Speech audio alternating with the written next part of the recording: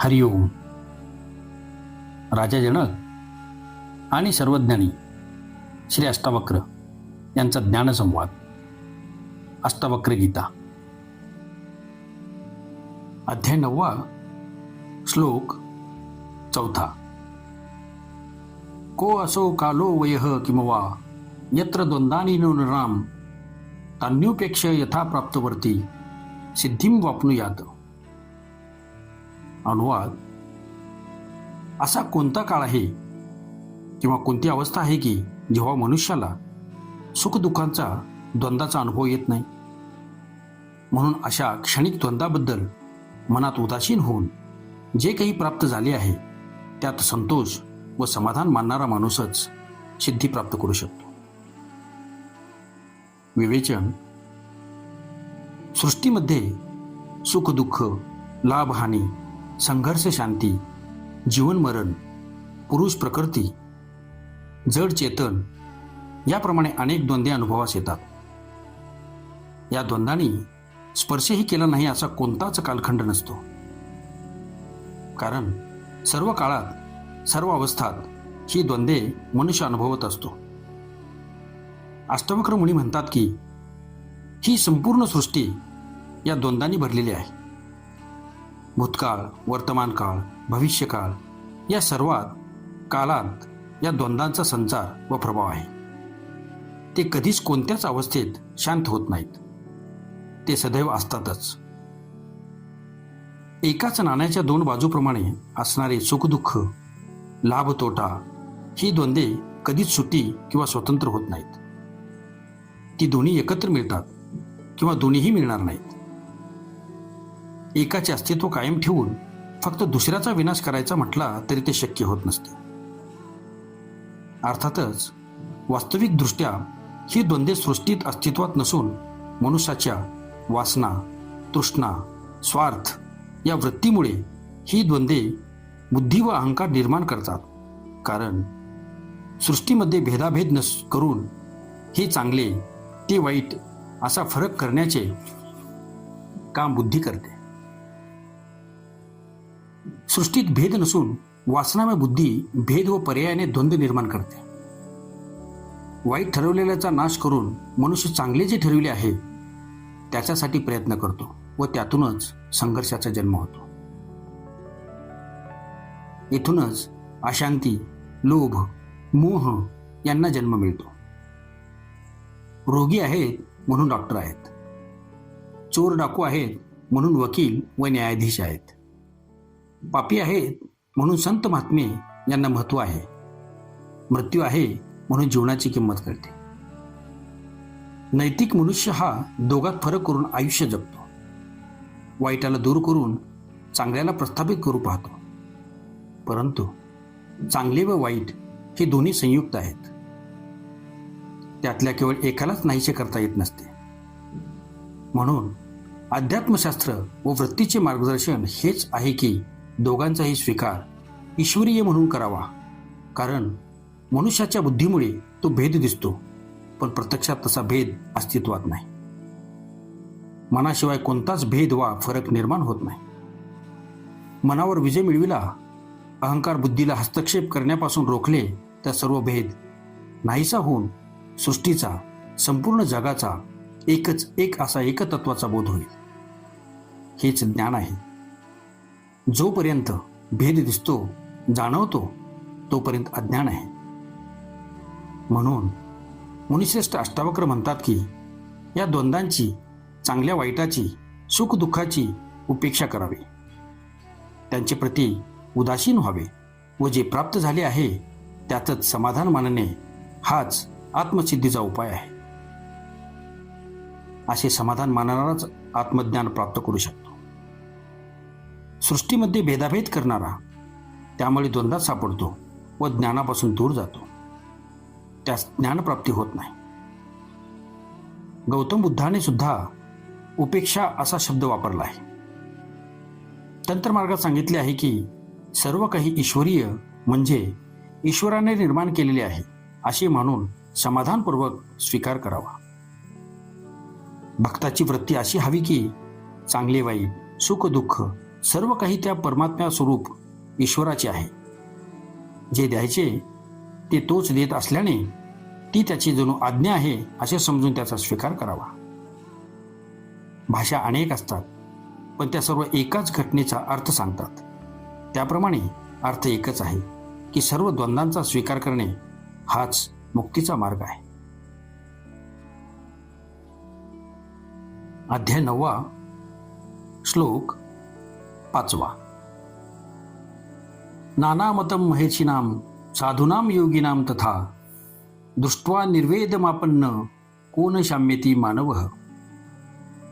अनुवाद: महर्षी, साधू, योगी या सर्वांची वेगवेगळी विविध मतांतरे आहेत. हे पाहून त्या सर्वाविषयी उपेक्षा वृत्ती धारण करणाऱ्या कोणाला शांती मिळणार नाही. म्हणजे उदासीन झालेल्या सर्वांना शांती मिळेल. विवेचन: जगात सर्व बाबींबद्दल विविध मतांतरे आहेत. वेगवेगळे सिद्धांत आहेत, वेगवेगळ्या समजुती आहेत, अनेक प्रकारच्या पद्धती, अनेक प्रकारच्या साधना उपासना करण्याच्या रीती आहेत. पण त्यांच्यापैकी एकातही सत्याचा अंश नाही. सत्य तर एकच आहे. त्यामुळे या सर्व विद्वानांची व इतरांची मते वेगवेगळी कशी काय असू शकतात? बुद्धी व तर्काने काहीही सिद्ध करता येत नाही. तत्वज्ञानाच्या अभ्यासाने सुद्धा काहीच हाती लागत नाही व या प्रश्नाचे उत्तर मिळत नाही. जर हे सर्व सत्य असेल तर त्यांच्यात एवढी मतभिन्नता असूच शकत नाही. हे सर्व सिद्धांतवादी, तर्कवादी सारेच्या सारे केवळ बुद्धिभ्रम पैदा करणारे आहेत. म्हणून या बुद्धिभ्रमापासून वाचण्यासाठी या बुद्धिवाद्यांपासून दूर राहिले पाहिजे. ज्याला मोक्ष हवा आहे या सिद्धांतापासून व विविध मतांपासून दूर राहिले पाहिजे.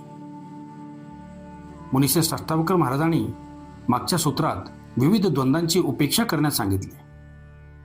या सूत्रात ते मतांतरे व विविध वाद, वेगवेगळ्या विचारप्रणाली यांची उपेक्षा करण्याचा महत्त्वपूर्ण उपदेश करत आहेत.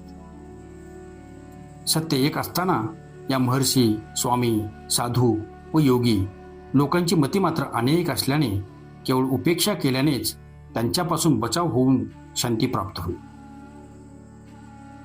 शाश्वत सत्य ही अनुभवण्याची बाब आहे. ती शास्त्रात, विज्ञानात नाही किंवा कोणत्याही सिद्धांतात नाही. बुद्धी ही भ्रम निर्माण करणारी असल्याने बुद्धीप्रामाण्यात शंकेखोरपणा व म्हणून त्रासिकपणा असतो. त्यात शांती नाही. शास्त्रात किंवा विज्ञानात किंवा बुद्धीत नसणारे सत्य आपल्याला स्वतःचे आत आहे व ते आत्मज्ञान प्राप्त करणे म्हणजेच मोक्ष आहे. त्यामुळेच शांती प्राप्त होईल.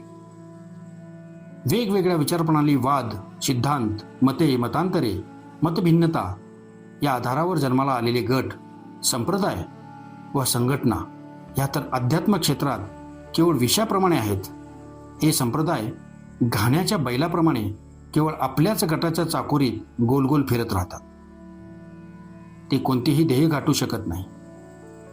ज्ञानी या सर्व चाकोरींच्या बंधनांना तोडून आत्म्याचा अनुभव घेतो व म्हणून त्यास शांती प्राप्त होते.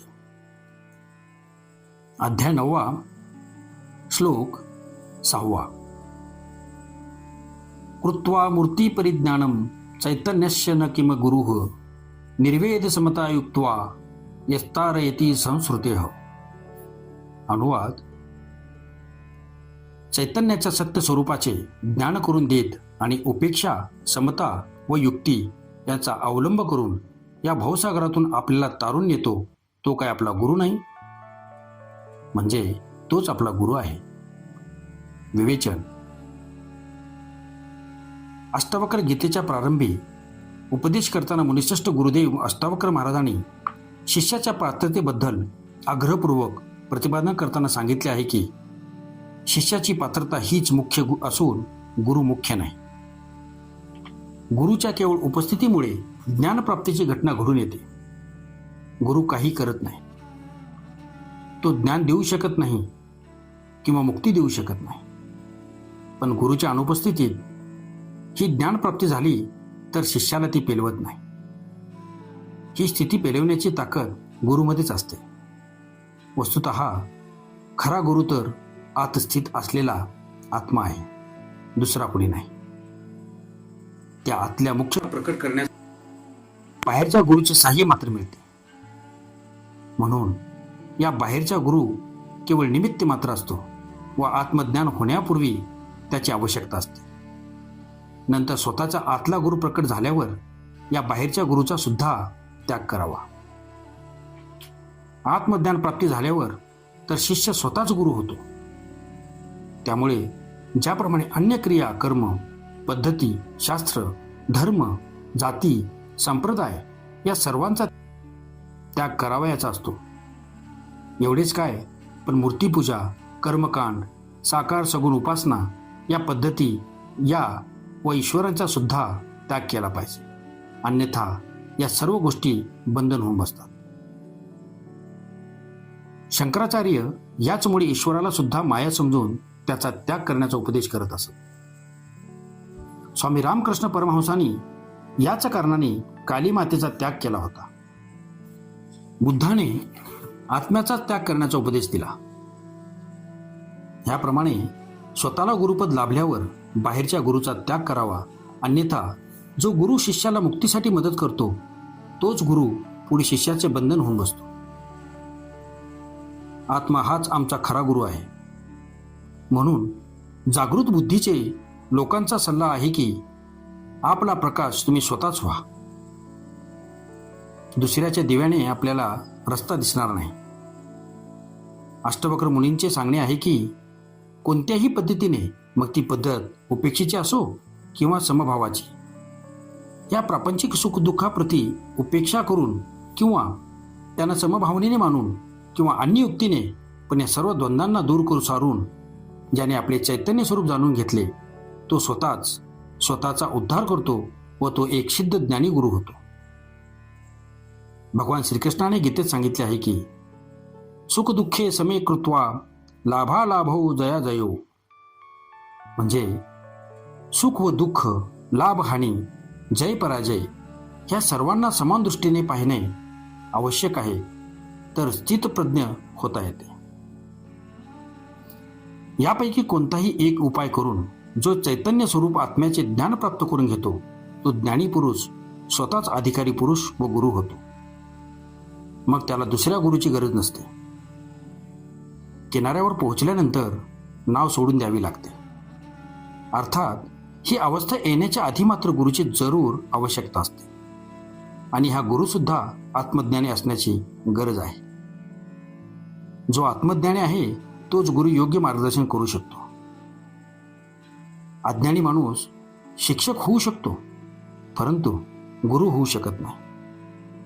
अंतिम गुरु आत्मा आहे हेच या सूत्रातून अष्टावक्र मुनींना सांगावयाचे आहे. ओम शांती शांती शांती.